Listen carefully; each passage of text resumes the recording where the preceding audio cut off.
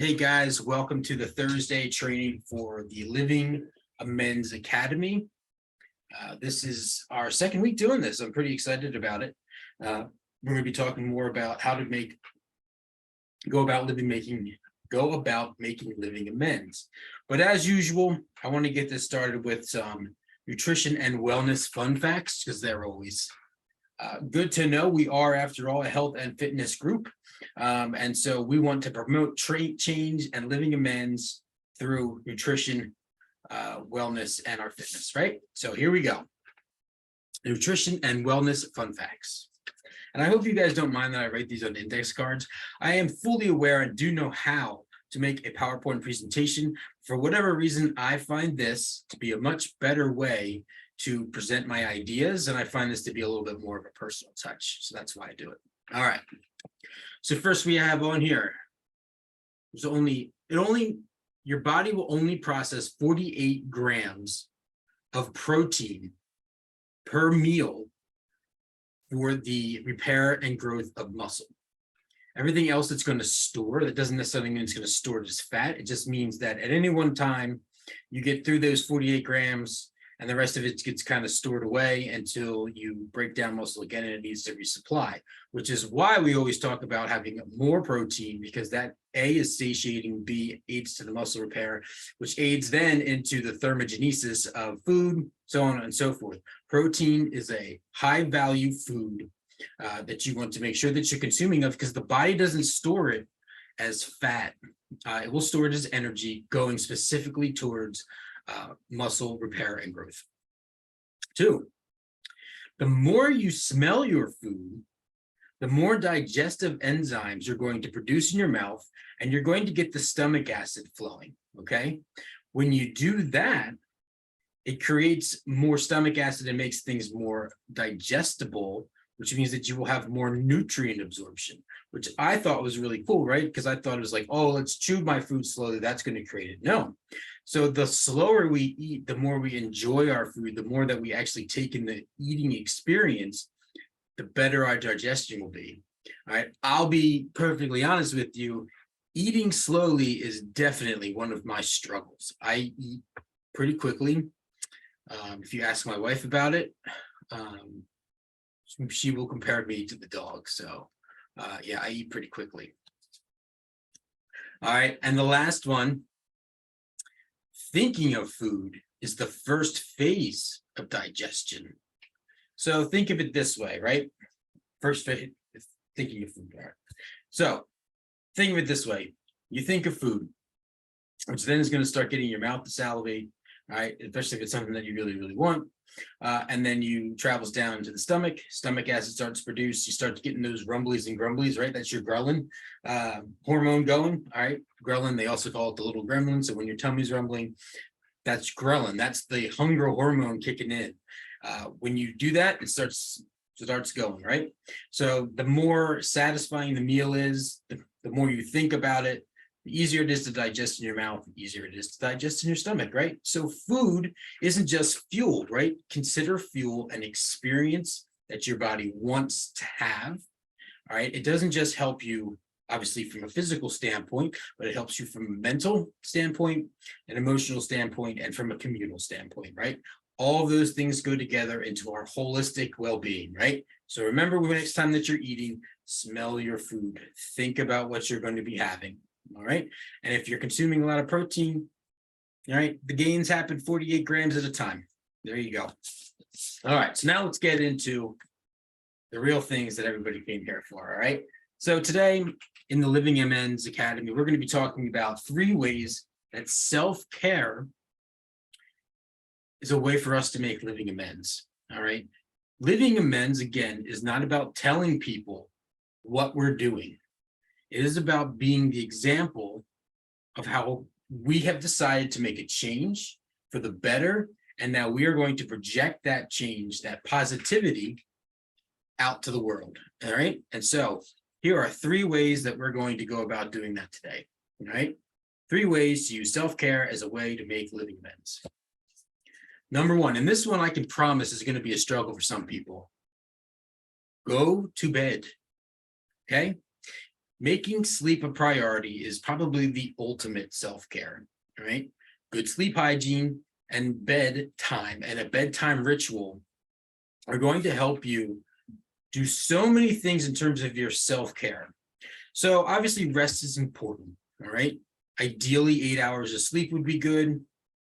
You know, some people can function off of a lot less than that. Some people need a lot more than that, right? So you decide how much sleep that you need in order for it to be good. What I like to focus on, not necessarily is how much sleep I get, because it doesn't matter if I go to bed 8 hours before I'm supposed to get up and I toss and turn for the first 2 hours, because ultimately that ends up becoming restless sleep. All right. And then it ends up being 6 hours. So what I like to focus on is quality sleep, right? And I do that by focusing on a bedtime ritual, right? And I make sure that sleep is a priority, okay?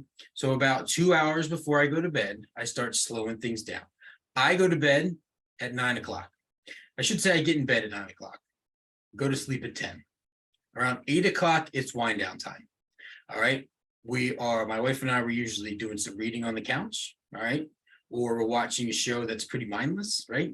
Big Bang reruns are clutch in this house. Or we're watching a sports game, something that we can put the volume low and just chill out to. All right. Around 9 o'clock, we get ready to start our actual bedtime rituals, right? That's when we take the dog out. That's when we make sure that everything's shut down, locked down, all of that stuff. We head up to bed. All right, we don't have the lights on. I have a salt lamp that keeps a nice kind of like firelight glow in the room, and I read, right? I use a Kindle to read. I do have blue light blocking glasses, but I don't think the Kindle does that. It's a Kindle Paperweight, but again, I'm not sure. I'm not using my iPad. I'm not using my phone. And I'm starting to wind down. I read, again, reading something that I enjoy, something that's fun, something that's not boring. I want to remember what I'm reading, right? It's usually a novel or something, fictional, that entertains me and helps me wind down. And then I go to bed at 10. I keep the room cold. I keep it dark. I try to keep it quiet. I have a bulldog, so that's probably not going to happen. But I try to make sure that my sleeping environment is a cool, dark, quiet place. And then I hope for the best with the quality. I can't guarantee that happens, but I try to make sure that it does. For me, sleeping in a cold environment is more important than the dark and the quiet. All right, number 2, exercise. It doesn't matter what you do, okay? This is about self-care. This is what's going to help you, with your mind, your body, your spirit, all of those things. Walk, run, lift, do yoga. It doesn't matter. And here's the thing that I'm going to emphasize here on the last 2 parts. Who cares? Just do it, and do it in silence. You do not need to be posting your workouts and all of that stuff on Instagram for the world to see. People should know that you're exercising and taking care of yourself, again, by the energy that you're projecting. People who exercise have a lower sense of that stress that can be fired off, right? Exercise is a great way to de-stress, to unwind. It naturally unwinds your body your mind and your body, all right? All of those things are important with exercise. And what you don't need to do is be photographing it all the time and videotaping it all the time. Yes, I post those things because I'm a fitness professional. I have to post those things. It's part of my job. But I don't post every single workout and every single exercise that I do. I maybe post 3 or 4, and it's usually just a quick, 30-second video of me doing one exercise. I'm not posting my entire workout talking about #gains. Just go and exercise. And if people ask you what you're doing, you just say, I'm going to go exercise. And you go and you do it. That's it. You don't have to explain yourself to anybody. You don't have to look for praise from anybody. You just have to go and do it. And lastly, find a hobby. All right. Find a hobby, because a hobby is me time. You're doing something that you want to do. All right. Whether it be playing the guitar, which is what I like to do. Maybe you like to golf. Maybe you like to go do photography. Maybe you like to paint. Whatever it may be, go do it. It is your time. It is your time to be left alone. Leave your phone in the car, all right? Do anything that you want, unless you're taking pictures with your phone. Put it on silent. I don't know. Take the time for you, okay? It's great for your mental health. It will, again, help you unwind, all right? And it will help you build up a new community, okay? So community is a key factor when it comes to health and longevity. When they do these studies of the blue zones, like Sardinia in Italy, and there's a couple other places around the world where there's a huge population of people who are living older than 100 years old. And they ask everybody, what's the number one thing that they do? And, their diets are good. They get their exercise, but the most important factor is that they have a huge social life. Their social life is revolved around cooking. It's revolved around, general celebrations of everything. They do community gardens and all that stuff. Find your people. Self-care is about projecting that into the community, the love for yourself onto others. And if you can't find that right now, then I suggest that you go find people that will love you until you can love yourself. That's one of the beauties for me about being in recovery and going to AA meetings, is that I found my people who will support me, okay? When I was trying to get sober a few years ago, it was a struggle for me. And I kept constantly having relapses, but I would keep going to those meetings, and every single time those guys would tell me, welcome back, keep coming. That's what you need, is you need to find your people. Okay, so again, we'll review these real quick. Get yourself a hobby, not just because it's good for you, but the me time, but the mental health and the community aspect are going to be huge for you. Go get yourself some exercise and do it quietly. All right. Nobody needs to hear about it. Nobody needs to know about it. Just go do those things because you know it's good for you. And that's that. If you need help finding exercises, that was when you reach out to someone like me. And lastly, go to bed. We have DVR now. Go to bed. There's nothing on TV that's worth watching. In my opinion, at this stage in my life, the only reasonable thing to stay up late for is playoff sports. Stayed up late for the Super Bowl, stayed up late for the Phillies run in the playoffs. Stayed up late a little bit for the Sixers run too.